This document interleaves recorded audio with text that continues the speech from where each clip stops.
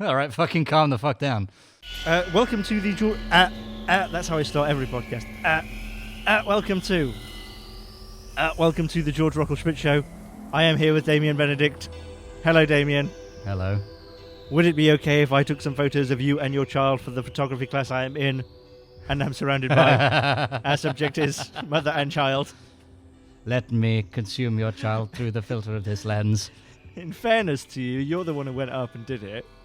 Yeah, and we were fucking ambling around for like 20 minutes. Like one of us has got to do it, you know. No, I didn't want to do it. Yeah, I mean, in fairness to you, you did it. I didn't do it. And the way I like to remember people it to do is that there was some kind of competition. We would like flip a coin or this, that, and the other. I remember there were like three of us. I don't remember who the other guy was, but I think that was all Spooner. bullshit in my mind. Like, there was no kind of talking about it. It's just I just resigned myself to it quite early on. It was just a question of when I would go up to the stranger and ask her if I could take pictures of her child, and invariably I did.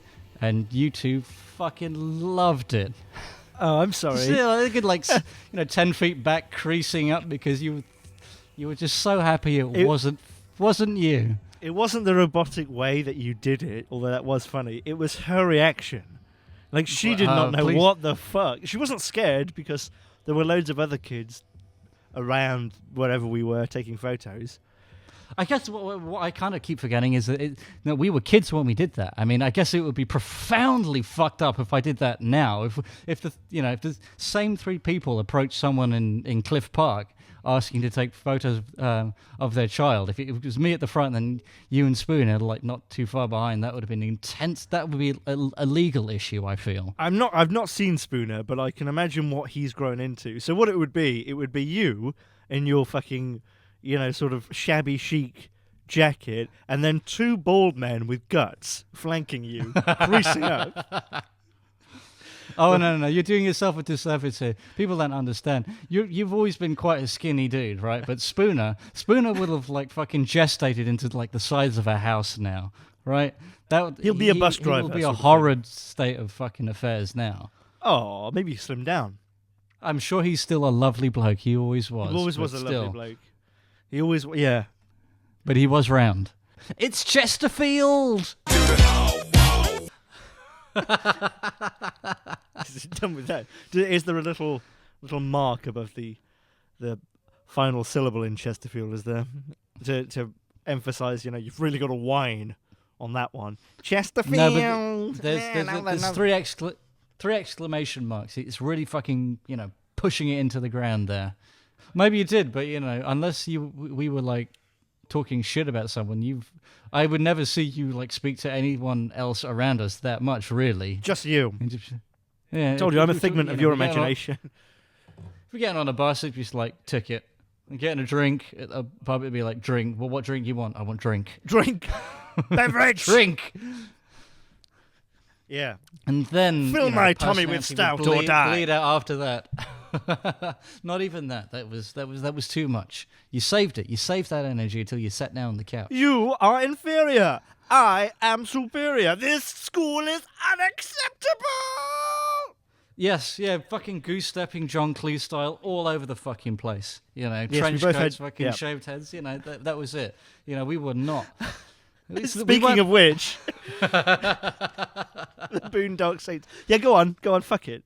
I don't know. I didn't know where I was going with that. It's often a fucking tailspin, but we weren't like particularly aggressive at school. Nothing you felt uncomfortable approaching, but no one you wanted to hang out with at all.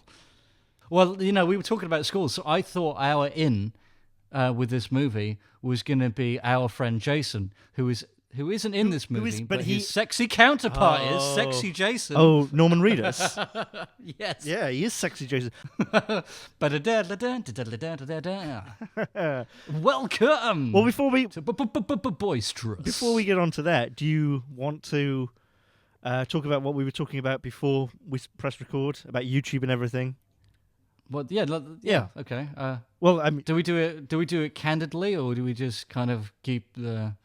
So what we were saying off mic, well, it started off with me wanting to say that if anyone has submitted any translations or captions to me and they're annoyed that I haven't published them, I actually check I actually check the translation caption box on YouTube every 2 weeks or so, and I checked it yesterday, and I have stuff in there that I haven't approved that apparently has been in there for a year, 8 months, and it's some sort of bug with YouTube where it doesn't always appear. The reason I stopped doing subtitles, and I really should get back into it, and I will try, the reason I stopped doing subtitles is there was a time, maybe a year ago, where I started to write subtitles for a video, or captions for a video, and it wouldn't save. And I ended up doing captions for like 5 more videos, and they would save, but they wouldn't publish. And then I went back to them the next day, and they were all gone. And it was like hours of work, tedious work, and it just destroyed it for me. I realized that the audience wasn't worth any of that effort, so I quickly put that in the fucking toilet. Well, I would have liked to do it, but to be honest, it's quite difficult for me to caption myself. If I'm honest, it's not enjoyable. Do you know what I mean? And you think, oh, no, what a terrible way of phrasing that, George. And no, I imagine if I'm very fortuitous in that I don't sit down and edit this show, let alone everything that you do. So, well, I would never ever caption this show. Oof. Ever. But I mean the videos, the proper videos, the big boy videos. The big boy video. Okay, fair enough, fine. Oh, I couldn't listen to myself for that long. Oh, my skin would peel off. It is, of its own accord. It'd be a terrible, terrible fucking experience. So I think we've cast some light on why this podcast has no quality assurance at all, because neither of the hosts can stand their own voices. And we just won't talk about what we've drawn you in with. If at all, I imagine we'll just throw up a fucking thumbnail of fucking, that I got fucking beef. Nothing, and we just simply strip out all mentions of Boondock Saints, and that's it. It's like, well, you remember there was this guy at school. We were really shit to him. Maybe we were shitheads. All right, fine. Click. Bye. Now I'll try and make a collage of pretty Jason. Sexy Jason. Don't downplay. Jason was sexy anyway, wasn't he? Oh my god. Some people found him very sexy. Oh dear. Did we ever talk about that on the show? That was I'm pretty sure on the Voiceless Brothers we talked about our friend who would pay to have his bottom smacked by in the middle of physics by contemporaries. Yeah, in the middle of physics, at the back of a lesson, some boys would give £5 to our friend Jason to hit his very right bottom with a ruler. It's not just that. It was sexual. It was sexual. It's not just that. They make it's like, well, all right, so we're gonna give you a bit of a slap round the botty, Jason. Botty smack. That's what they called it. They called it botty smack. They had a name for it. It was a regular thing. Oh my god, yeah. I guess that's what they would fucking whisper to themselves when they, then they're in their bedroom. They're lying on their back, fucking jizzing on their own belly. It doesn't mean I'm gay. It doesn't mean I'm gay. It's about dominance. It's about dominance. Oh dear. Yeah, but you wouldn't fucking wipe that shit off your school jumper when you go in the next day. Guys, come on, get your shit together. This is amateur hour. Fucking hell. Oh. God. Oh. But it wasn't just that. I mean, this is actually, in comparison, it's kind of nothing, but it's still kind of egregious in its own right. But they'd also pay to go through his backpack as well. So while they're giving a bit of a slap round the old cheeks, like the other guys would just like rummage through his backpack and just like really invade his privacy as much as they fucking could. Why would they do that? I don't know. They just kind of wanted to go through. Like Jason had this fucking enormous backpack with everything in it. Do you remember when he found that banana that his mum had packed for him like 3 months before? That was it. That was what I was going to get to. Like, while he was having a rub down in the middle of Mr. Ratcliffe's lesson, they were pulling out this fucking banana, which was like fucking 10 weeks old. Just like, Jason, what is going on? They pulled it out like it was a used fucking Johnny. And it's like, oh my God. That'd be great if it was a used Johnny. Well, I guess that was the only thing that was going to give him any credit at that point. I have no idea. Even if it was like some guy fucking him in the ass, after school. But, it's better than nothing. I guess it's better than nothing. Better than the current situation. But he had a good sense of humor, so there you go. And he and the spirit of entrepreneurship as well, because he made some money out of those fucking selling his ass. Yeah, out of those fucking perverts. Perverts to be, God knows what those people have been up to since. Well, they were the boys that were closest to being preppy boys, right? So they'll all be accountants and orthodontists. and realtors and other useless, worthless scum. Yes, and I'm sure they have a couple of instances in their life which they're sitting on and trying to protect with every fibre of their existence. Because one day someone could say something and they're exposed for the horrible fucking sex pest that they are. Or not even that. Someone's just going to come up to them and go, I know that you're going to deny that you're a homophobe, but you really don't want to be gay, but you are. And that's what it was, right? Like, they were the sort of kids who, they wouldn't say anything. They wouldn't say, like, being gay is wrong, but that's what they thought. And that's why they were doing shit like that, rather than, like, fucking bumming each other. Because they were gay and they couldn't handle it. I mean, do you remember the bit in The Simpsons where the school counselor says to Homer and Marge, a boy with such homosexual tendencies as Bart's gay? Oh, no, and it's actually Milhouse's file he's got. And Milhouse is gay. I always used to think when I was a kid watching that, how would he know if Milhouse was gay? But, you know, fucking teachers must totally be able to see it. I don't know how it works now. Do you think people still come out? I don't know, because if someone I knew came out, I would just, you know, I mean, good for coming out, I guess, but I don't know. I don't care, you know. I don't think that it's nothing I deal with at this age, you know. If I meet people, they're either gay or they're not. Yeah. Maybe it's a big deal, maybe it's not. Maybe if it is a big deal, those people are, you know, are fucking strung up now. I can't tell with the, you know, the way the fucking news seems to fucking swing. I remember our cooking teacher was gay, Mr. Thompson. Oh, I remember Eddie said to him one day, this kid called Eddie said to him one day, "Sir, are you gay?" And he went, "Yes, Eddie, I am." And then it was just like silence, and then everyone was like, "Oh, okay, back on with the lesson." I guess what a shock. Yeah. Did you have your fun? It just makes you look like a fucking idiot, doesn't it? If you say stuff like that, really. He goes all fucking whiplash on him and starts throwing chairs at him. I thought he was a great teacher, that guy. I can't remember. I remember he had a sense of humor. I remember his lessons were more interesting than the others. But there were a couple of other people that were doing the cooking courses at the time.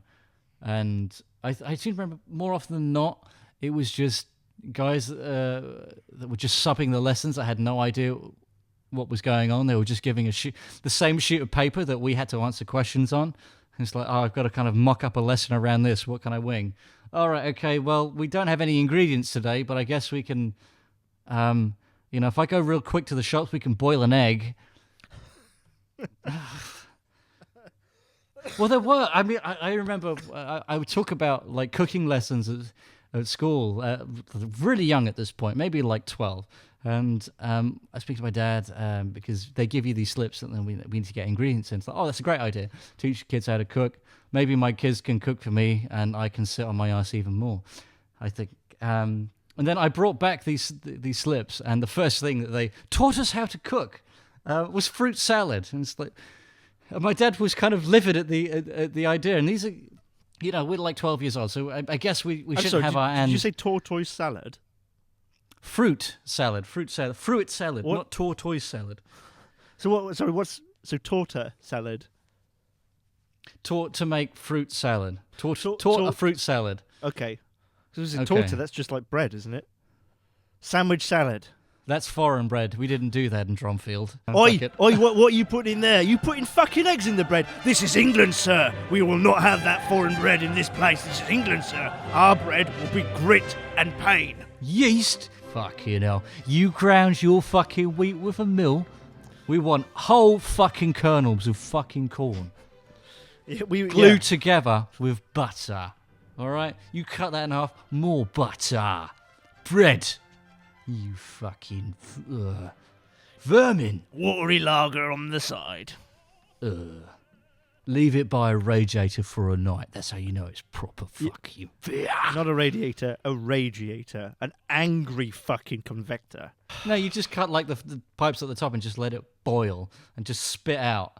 So you've got all that fucking, all that, what would you call it? The calcium deposits. There's a fucking name for it. Oh, fuck it. Just boiling over and just crusting off, and that falls in your drink. There you go. Lime scale. That's what fucking... Lime scale. There we go. Mm-hmm. Oh, God, I remember. Limescale. Ever had to cope without your washing machine? I came down and there it was, broken, water everywhere. In no time, the laundry piled up, and engineers said it was caused by limescale damage. In 1993, Congress approved the Limescale Act. By 1995, limescale covered 7/8 of the world's surface. Although human survivors are increasingly rare, their lives have never been so cheap. Drinking limescale, ironing with limescale when I used to iron. Yes, we used to live in a hard water area, so we'd have to clean our sink on a regular basis, and our shower, and our toilet, and our sinks, and we didn't, and our taps. Yeah, so let's just talk about what my future on YouTube. All right, fine. School was shit, right? It's fucking shit. Well, not on YouTube, but okay. So what we were going to talk about, what we were actually going to start with, well, what we were going to say, or what we were talking about was the life of this podcast, and whether or not we should talk to the audience, I guess, about when we should end it. And I think that's probably a very dangerous question. They're going to tell us that we peeled out a long before we even fucking started, and that we should have buried this at least, at the very earliest, like fucking April, May, something like that.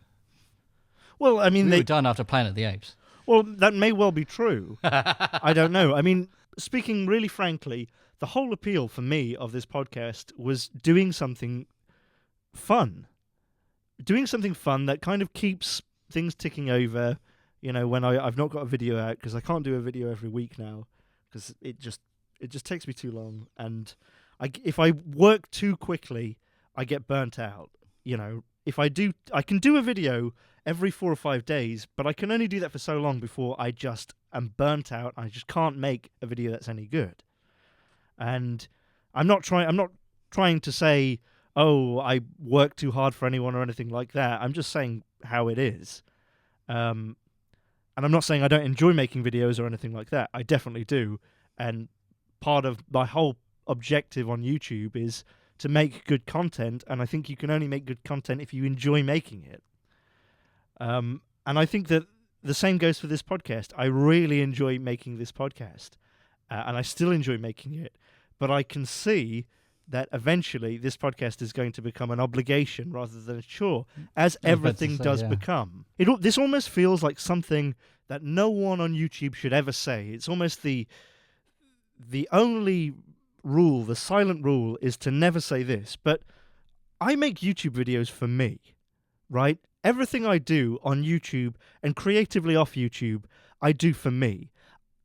I am interested in what people who watch stuff and listen to stuff, I'm interested in what they say. It's not like I'm not interested in their opinion, but when it really comes down to it, I care about what I want to do, and I do what I want to do. The whole point of YouTube for me is I'm independent. I don't have a studio telling me what to do. I'm not with anyone like BBTV. I'm not in any sort of creative collab thing. I just do whatever the fuck I want. Promise me that when if you do decide to keep this in, that when you do this bit, that you're going to cut in a little bit of the midsection from was it whole planet sweep from Jupiter.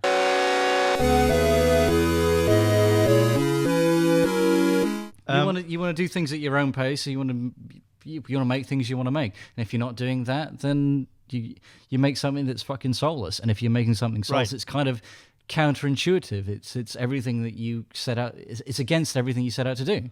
I don't think anyone has any problem understanding that. Right. So the conclusion is that one day this podcast is going to stop. It's not going to be tomorrow, and it's not going to be at episode 50. We are going to have a break over Christmas because I'm going to do 12 films of Christmas or something along those lines, and I've got a lot of shit to do in January and February. It's going to come back. I don't know if it's going to come back after Christmas, if it's going to be weekly or bi-weekly, but when it does come back, it's not going to be around forever. All right, I think you're fucking burying the lead here. I know you've been given the permission to talk about it, but he's secured a network deal, everybody, and we're coming back as a live fucking talk show in fucking March. So fucking save the date, people. It's happening. What I'm saying, everybody, is I don't want to do things that I don't want to do. So starting next week, it's 3 episodes a week. By the hour, every hour. Literally recording this right now, Joe Rogan is live. I'm sure. I'm always sure I'm sure since we've started talking, he's probably polished one off and started again. So when you're talking off mic, should we do this? And we'll just have a candid conversation, see what people think about how we think. And it's become this thing where you're really shooing people. You know, it's like, this is where I am. All right, this is the line in the fucking sand, people. The people who listen to this are people who really like it. They'd have to. They'd have to, right? Or people who are in like hospital beds. Oh my god, I'd love the idea of us on hospital fucking radio. Someone torturing people who can't turn the radio off. We help anaesthetize them. Oh, so you're going with the angle that we're actually doing a public service? Oh no, I think some no, people, we should be people who are dying for could our work. actually say to people, "I'm glad I'm dying now." Make the transition easier. Like, well, you know. Oh, Bob, don't worry. This is what they've put on BBC One now. Oh, this? They've put this? Oh, fucking pull the plug. Oh. They meant the TV. They meant the TV. Too late. Why would it make that noise if you pull the plug? Surely it'd just be off.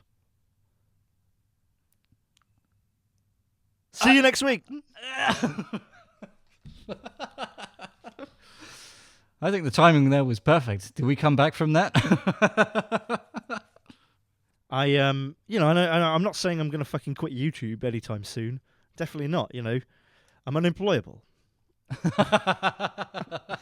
You're just pissed off that I might have fucking blown your load. It's like, dude, seriously, I've got to fucking generate income from this. I've got to generate content, and fucker. I'm unemployable, and not because of the huge gap in my CV because of YouTube. I mean, that doesn't help. But just because, I'm incredibly abrasive and just like really not up for being employed. And again, that was another reason why I came to YouTube. And I am thankful in a way for YouTube. I'm certainly thankful for all the viewers and the audience. I've had a lot of really positive support. But, as a platform, of course YouTube doesn't give a fucking shit about me or anyone. It's a business. It's a faceless fucking business. A subsidiary of a monopoly. I'm having the horrible realization there that I might have just watched a movie I didn't need to fucking watch at all. All right, let's crack on then. Boondock Saints. Boondock Saints is a film from 1998 directed by Terrence Malick. It won 15 Oscars. Maybe it's just a capsule review here, but we've talked about a few like cult movies on this show, and we've always come to the conclusion it's like better if they didn't make it. We hate everything. We're grumpy old men. But it always feels like there's a lot of people that really like it, and you should look into it and do it fucking justice. But I watched this and I realized this is the first time, and we're probably not going to go for it right now. It's the first time we've watched something that I think that there's probably no one really hanging on for this movie. Oh, you're this wrong. Is something that you're wrong. Really? People love I feel movie. like this is fucking deserve to be shat on in every way, shape, or form. You're wrong. Some people think this is the best movie ever made. Oh my god. Really? Yeah, no, they think it's super ironic, super fun. They think it's the best thing since Lockstock. Oh, see, I thought it was this. What I thought not Lockstock was the same time. I thought it was we have this. I was just being flippant. I mean, I regard this very much like Lockstock. It's utter shit. It's utter shit. Yeah, but Lockstock was. I kind of feel like stylistically that was a lot more fucking coherent. It's like someone saw Lockstock and they said like, all right, let's just get Kevin Smith to make a family movie out of Lockstock. Is this a family movie? It seems pretty homophobic. I suppose we'll get onto that. Yeah. But it was just so much more fucking vanilla, and all this fucking sandy edges were just all the sharp edges were sanded the fuck down. It was so fucking weak. Like the thing where when the character is introduced, you have the fucking the subtitles come up to explain shit like that, and it's just. I don't know. Maybe it was the choice of music in those other fucking movies, but in this it was just so kind of like early 90s MTV fucking tastic, and it was just so saccharine and obnoxious. It clearly wasn't the first one through the fucking door. Like someone had seen something. It's like, well, let's try that, and it's like, all right, fine, but they can, for lack of a better term, miss the point. It was just. Okay, so I've seen it done better. Do you think it's a Pulp Fiction ripoff? I don't know what. No, I think it's like fucking 2 hours of like someone like developing a show reel for his career making music videos, right? Because every fucking 5 seconds, it's a bizarre fucking fade to black in the middle of someone's fucking dialogue, and these weird if it's not a slow motion shot of someone, an erroneous slow motion shot of someone doing something, like. I noticed in the first 40 minutes of this movie, the camera doesn't sit fucking still at all. And the only reason... And it's just cheap music video fucking shit. There was like several conversations in several scenes in the beginning of this movie where the camera just dollies left and right. Yeah. And it just never sits fucking still. So why? Why the fuck not? And well, part of the reason, I think, is definitely they didn't get enough coverage. So there are whole scenes where it's missing a shot. You know, you kind of think, not to get too technical, but, you know, it's going from character A, character B, character A, character B, and you're waiting for it to have a shot where you can see them together and see how close they are together and see the environment that they're in. A wide or a two-shot or something, and it doesn't do it. And I think, I'm sure it's because they didn't get it when they filmed it, because I think the editor must have been like, oh, God. You know? So I don't know. I just had this idea... Yeah. Yeah, no, you go for it. It's fine. The story behind this is there was this guy called Troy Duffy who wrote the script in 1996, and Hollywood loved the script. This guy was completely unknown. He was a bouncer, right? Yeah, of course he was. Huh. Outside a pub, right? So fucking Hollywood loved it, and they started a bidding war over the script, right? And Harvey Weinstein was going to make it on $15 million. Anyway, it ended up... I like how beleaguered that was. Anyway, they ended up agreeing with this guy, Troy Duffy, the writer, that he could direct this movie. So they gave him $300,000 for the script. They gave him $150,000 director's fee. They gave him $700,000 to advance the project.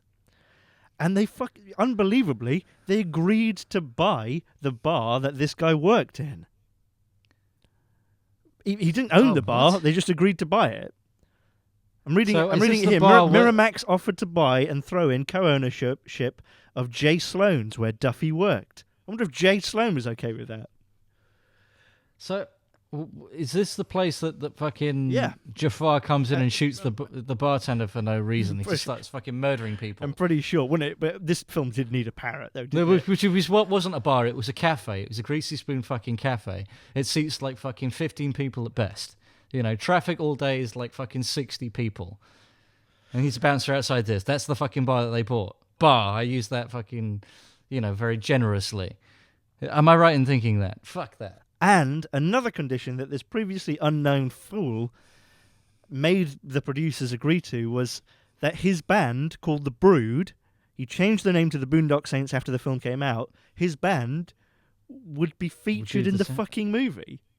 And you can tell, like, it's got this terrible music in the movie, like this bar music. Yeah, it's bad. It's bad. Well, it was... That kind of falls in line with my fucking view of the movie, with this fucking naff fucking pop rock everywhere, and just with all this fucking camera work fucking about all the time, and the bad cuts, and I don't know whether the artsy shit that was going on in some of these bizarre fucking shots, but it was just music video, start to fucking finish. So when it's suddenly in fucking black and white doing the fucking prayers after they slaughter someone in cold blood. Anyway, what happened was this guy was an abrasive dickhead. The film ended up getting shelved, and then it went back into production and all of this, it seems. But one of the things that really fucked it was just before this film was meant to come out, maybe while they were producing it still, Columbine happened. But it developed a huge following thanks to Blockbuster. And it really does have a cult following.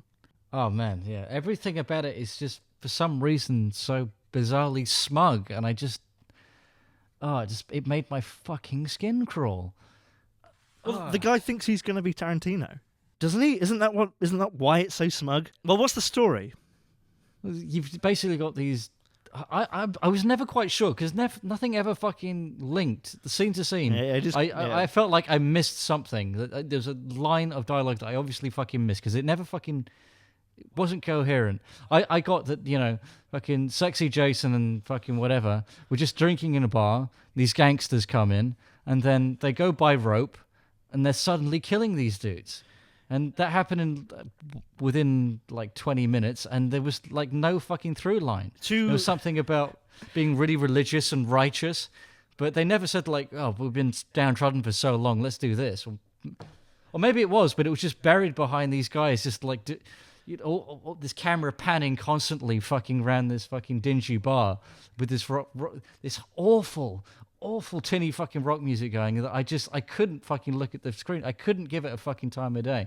And everyone's got this fucking weird little smirk on us. I just want to give everyone a fucking slap. I could not possibly fucking pay attention to a word that was coming out their fucking mouths. Two American brothers who for some reason think that they're Irish decide to clean up Boston by killing people, and then their dad, Billy Connolly, who is Scottish, is released from jail by the mob, who somehow can release him from jail. And then, instead of doing what he's meant to do and kill these two guys, Billy Connolly joins them because he's their dad. Is he their dad? I can't. But only in the last 5 minutes, inexplicably. It's like Billy Connolly somehow had the power to go through the edit and say, "I know that contractually I'm in this movie, but edit me out of this movie," because he's not in it, really. No, he's not. For the grace of God, they, if he did have any dialogue, they saved it right until the end of the movie while people would be leaving. It's like, for fuck's sakes, if this guy speaks, the jig is up. The final scene of the Boondock Saints is the Boondock Saints, these three nut jobs, in a court of law, giving a speech while they're holding everyone up at gunpoint. All these innocent people they're holding up at gunpoint, saying that they're going to go through Boston killing people, and people are going to fucking love it. And then the credits are people talking about them as if there'd be some sort of split reaction, as if people would be saying, "Oh no, I know that their methods are bad, but yeah, what they're doing is good." I couldn't fucking believe it, right? I mean, I couldn't believe it when I was watching Maximum Overdrive that it just fucking dropped. It just dived off a fucking cliff when it fucking did. And I can see why, Yeah, I can see why you picked this fucking movie as well, because it has that same fucking thing. I thought they were just going to do these fucking coy or public reactions, whatever, and the credits start fucking rolling. I turned away for like 30 seconds, right, to fucking check on my toast. I looked around and the credits were fucking rolling. I couldn't fucking believe it. At what point did that happen? I had to skip back. I couldn't fucking... Oh, for fuck's sakes. It loved itself so much. So fucking much. And Willem Dafoe is this... It seems that, like, as it goes through the movie, through their killing spree, Willem Dafoe is like one step behind, but it does this thing where it jumps back and forth. Willem Dafoe is an FBI investigator, just in case anyone cares. Yeah, that's all right. And he's like trying to clarify what's going on, and he's dancing around in his fucking head, and there's this one. They go to whatever the cleaner's fucking house to fucking put a bullet in his fucking head, and it does this thing where Willem Dafoe is explaining the crime in essentially real time where they're fucking there. Yeah, and it does. There's a point where they're like at the fucking garage door. It's like these guys know that this guy is here, and it has to be unlocked from the inside. And he's explaining it while they're there, and they do this. I guess like freeze time. You got these three guys there, and they've got their fucking guns up, and they obviously have to pretend that they've been frozen because I guess they couldn't fucking edit it that way at that fucking point. And it's just so badly. It's if you try to fucking if you said freeze on camera, you get the same fucking. People can't do it. It's such a tell. It's so shit. And it's it's so fucking student. And you can see that maybe in the script, if you were reading the script, if you're Willem Dafoe or whoever, maybe that sounds interesting. Oh, so I'm an FBI agent and I deconstruct a crime, and whilst I'm doing that verbally, we see it visually. Like, I can see how, that's an interesting idea. Sure, it's done to death now, but still, there's something there. And it's, like you say, it's so badly done. All of it is badly done. And what it needed was, if you're going to have a director who's never done anything before on a multi-million-dollar movie, you need a old hand to be, second in command, right? Whether you put him as the AD or not, whatever fucking title you give him, you need someone to guide a young new director like that, don't you? And say, no, Troy, typewriter Troy. Well, this is someone that was, as you say, was a fucking bouncer before this. So fucking hell, there's no way he should have been bouncer before and a bouncer after. Yes. Oh, it was and it's that same fucking scene, and Willem Dafoe is like fucking. He's very introverted, and he seems to be very spiritual about this. And there's one point, and I guess it was kind of like a money shot for the fucking scene. It's like, and then there was a firefight, and he throws his arm up in the air, and he may as well be wearing these fucking like Roman fucking robes. Because if you could cut the audio, and you could just splice it with a fucking Kate Bush video. It's like, it's so naff, and I don't mind things that are naff, but you know that these guys are there going, that's it, that's fucking it. We're so fucking clever. It's like, this is so bad. And I don't know why I seem to hate this more than other trash that I've seen, but because it's more of... It's smug, that's why. You nailed it earlier. Yeah, it is smug, yeah. You can watch some bad movies and think, I can see what they were trying to do there, and I respect it, even if I don't like it. I feel that way about a lot of stuff, but not Neil this. Breen is definitely far down that fucking rabbit hole, and he has like a kind of a mission statement and a tenacity which is almost admirable. It's just not coupled with any kind of talent whatsoever. But it doesn't look like this guy's like, yeah, I know what I'm doing. Yeah, get me. It's just like, I wanted to make this and I did, and it's really awkward, and that is what it is. But this is just, it's layers of fucking syrup with this movie, and it's. Oh, I don't know. It was just every 2 fucking seconds. Maybe not the cast, but definitely the director was patting himself on the fucking back at every fucking turn. No. If anything, I only feel sympathy for the people in it. They're not to blame, right? I don't blame Norman Reedus at all. No, I don't. I'm just saying. No. I mean. The guys in it were definitely dealt a bum hand. There was no way. I mean, they don't look great in it. That's what I'm. What I rage against is every single word that comes out their fucking mouths. But they, it's not their fucking fault at all. I understand that. Fucking hell. And I usually like Willem Dafoe, but it's such a weird idea with that, because make him really gay. Make him really gay. Make him really gay. Make him say faggot, but make him really gay. I don't. What? Well, at first I thought they were ripping off Leon. He's at the crime scene. I thought they were doing the Gary Oldman thing when he starts listening to his Beethoven and he gets shit-faced. But yeah, not long after that, where Willem Dafoe's dancing around doing his fucking thing, they have this bizarre scene where he's just for some reason in bed with another man. And yeah, I don't know if it was just the time they just wanted to shit on the police because they just hated everything the police were doing. So you've got this guy, he's a police officer, he's gay, but he's also a homophobe at the same time. So even the guys that are a little bit out there are also shitheads as well. It was really hateful. It was really fucking hateful when you see Willem Dafoe in bed and his boyfriend comes over. And you see, I don't think the movie was trying to do that. I think that the reason he called his boyfriend a faggot was, I think in the movie's mind, so we like him more. I think what the movie was trying to do was be like, he's gay, but don't worry, he only likes to bum men. He doesn't want to be intimate in them. That's the real crime. Well, I think so. If that's the case, why would you keep it in the? Why would you have it in the movie at all? Well, this movie is peculiarly religious, right? Right. Yes. Of course. It's some part of that. I think the director's gay. I don't. I was maybe. I've not looked anywhere near that far into it, but I was just so kind of dumbfounded by that. And then after that, obviously, his work on the crime scene. He's just. Maybe that's what it was like in the opening scene, but it's super camp from there on in. It's like, oh right, okay. Is there a reason to this? And then for some reason, you think that it's like this game of cat and mouse. He's tracking these psychotic fuckheads down. He's going to bring them to justice. No, he gets shit faced and he ends up in a confessional saying that he supports it. Yeah. What? Yeah.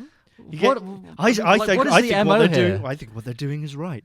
Like, do you think that police have this sort of this crisis of consciousness where they're thinking, they're thinking, look at this bloodbath, but the people were criminals, so oh no, I'm conflicted. I should let the people who did this go. No, of course not. No, of course not. No, that's psychotic fucking thinking. You can't just. I don't even need to say you can't just fucking start killing people to bring justice to Boston. That's not going to bring justice to Boston. That's going to create a nasty power vacuum.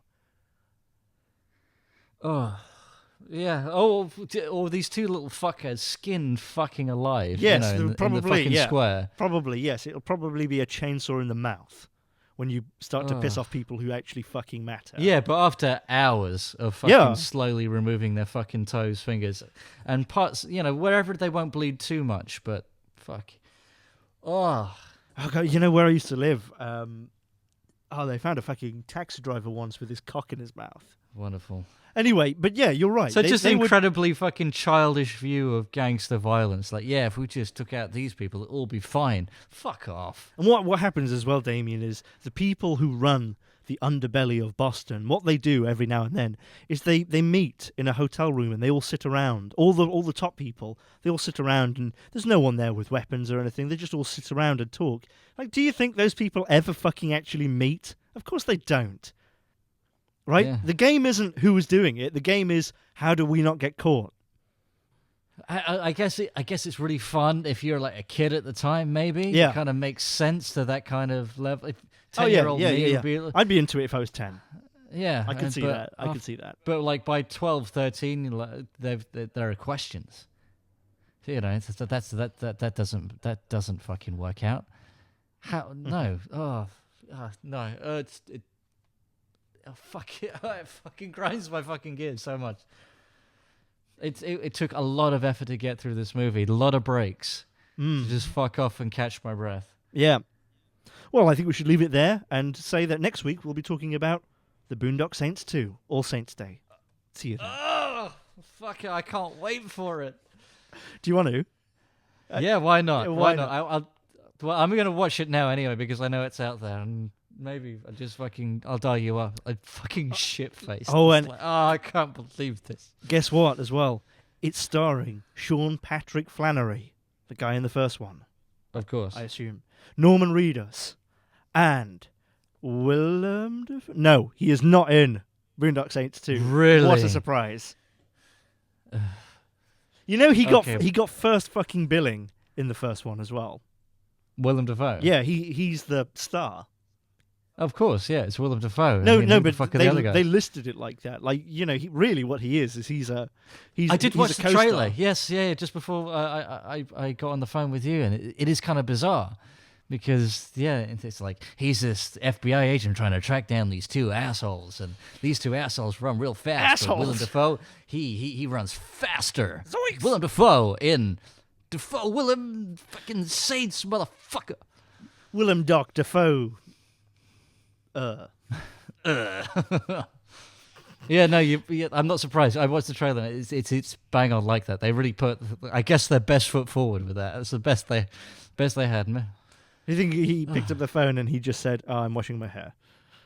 Oh, fucking hell. There's a wonderful point I thought in the first scene before they introduce Willem Dafoe, and he finally realizes, what he's up to, and like, if you watch him before he's introduced, he's not acting at that point, and I like to think this. I have this theory, and I'm gonna keep my eye out when I see him in movies. Like before he's introduced and he's acting, I like to think that Willem Dafoe is just looking around him at his fellow castmates, and he's thinking about how he's going to eat their skin. I was going to say eat their fucking face, but not what it tastes like.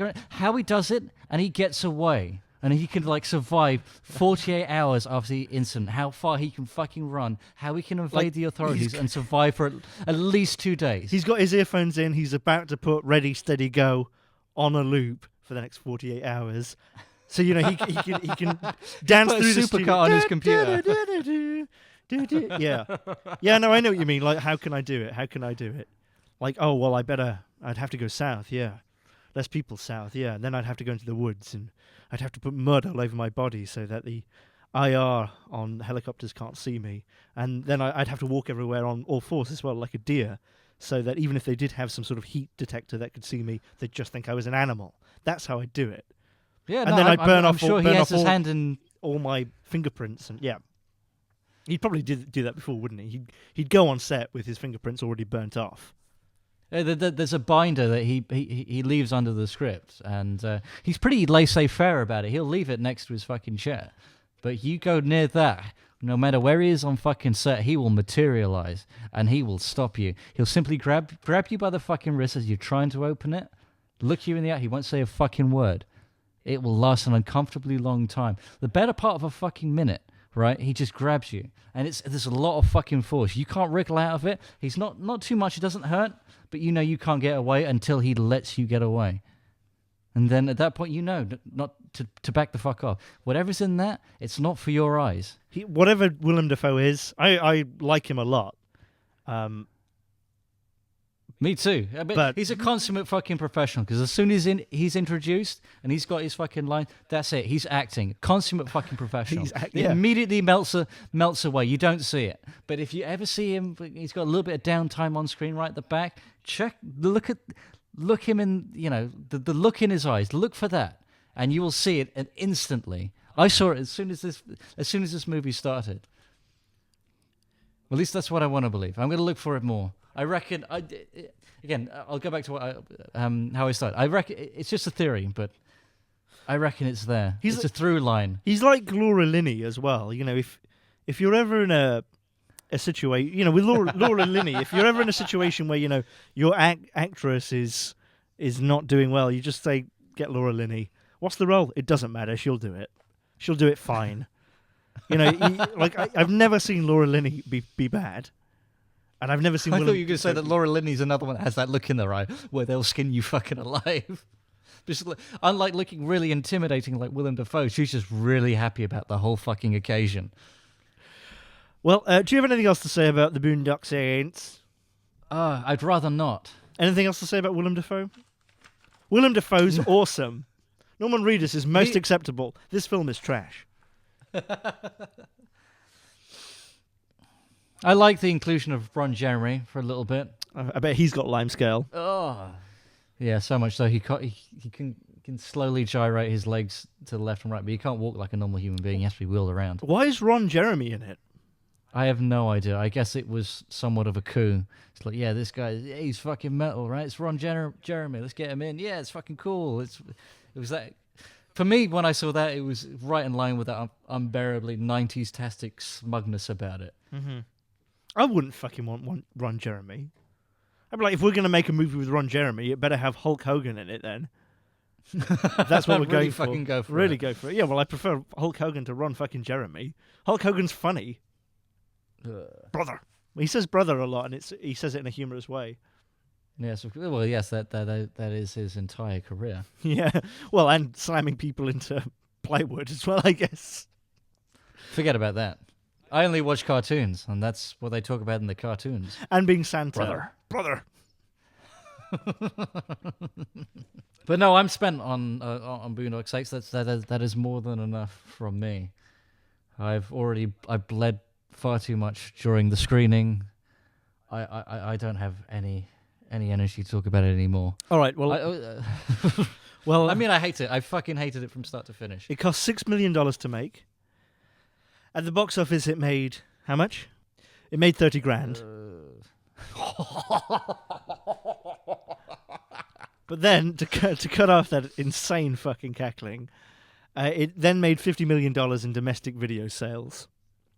Right, okay. So that's the Blockbuster thing you were talking about. But that's all right, because Blockbusters got slotted not long after, so good. Had nothing to do with the economics. It was just like, we're going to fucking put a bullet in the head of this fucking company because of what they supported. Yeah. Oh, and as well, Wikipedia has video game. Video game as supposed to be based on the film but was later cancelled. That's literally what it says. Video game as supposed to be based on the film but was later cancelled. That's the entire entry into the Boondock Saints video game. That's got to be the thumbnail for this episode as well. Okay. Well, what I will say while I'm on it is Norman Reedus. I watched Norman Reedus. I know you listen to this. I watched the first episode of season 8 of The Walking Dead the other day. I watched 30 minutes of the first episode. I fucking hate that show. Yeah, I've got to watch it again if we do it, I suppose. Having watched, well, just watch 30 minutes of the first episode if you want, of the eighth season's first episode.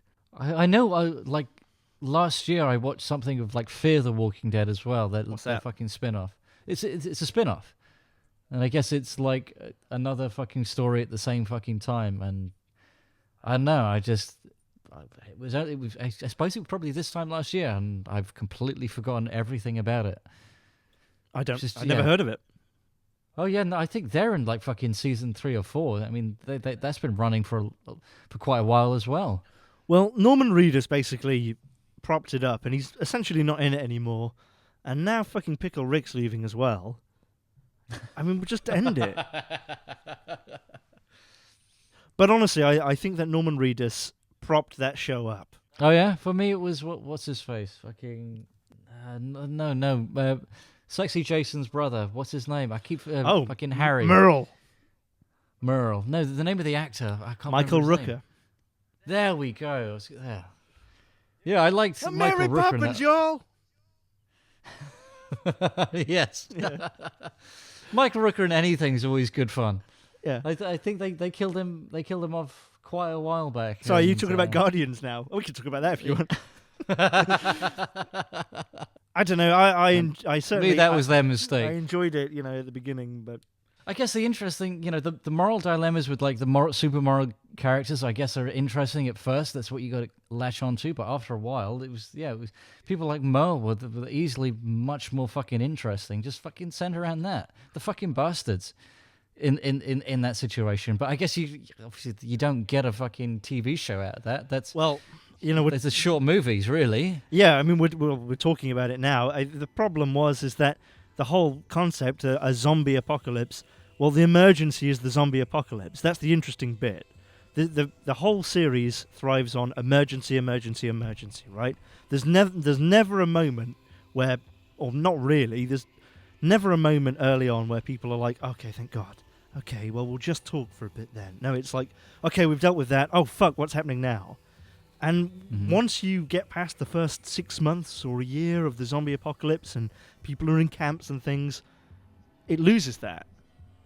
And again, we go back to, well, this is why doing 8 seasons of something is usually a bad idea. Well, good. Well, we don't need to talk about that ever again. Yes, yeah. Absolutely 100% done. All right. So we're not going to be here next week. We're going to be here the week after because Damien's going on holiday to Magaluf, I imagine. Dublin. Magaluf, Dublin. Dublin? You didn't mention this during our entire hour-long discussion of the Boondock Saints. Yeah, that's right. No content for you next week, you bastards. Okay. All right. Well, so we're not going to be here next week, but we'll be here the week after. All right. Bye-bye. Yeah.